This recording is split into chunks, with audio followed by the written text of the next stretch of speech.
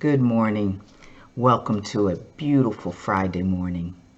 I was reading in First Thessalonians this morning, and there was an admonition from Paul that I needed to hear and that I need to share. Mind your business. Mind your own business. In First Thessalonians 4:11, Paul said, "Make it your goal to live a quiet life, minding your own business and working with your hands." In other words, idleness often leads to being busybodies, to getting into other people's business. We need to learn to mind our own business. And here's a clue. When you start saying to someone, if it was my child, I would, but it's not your child.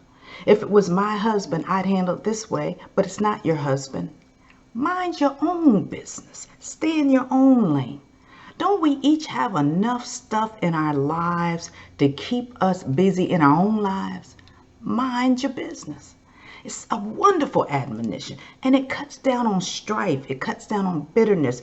It cuts down on conflict, cuts down on hurt feelings when we mind our own business. Paul repeats this admonition in 2 Thessalonians 3:11, where he says, "We hear that among you are idle and disruptive." Some of you are idle and disruptive. They are not busy. They are busybodies. In other words, they are using their time to get into other people's business. They don't have apparently enough to do, so they get into your business. They get into my business. And we want to make sure that we're not doing that. We want to make sure that we're not being busybodies, that we're minding our own business. And if you want to help someone, pray for them. And don't give advice unless it's asked for. Don't push your way into people's lives. Mind your own business. Take care of your own household. In Timothy, Paul says, and this was regarding widows, he says, besides, they get into the habit of being idle. See that idleness again. And going about from house to house.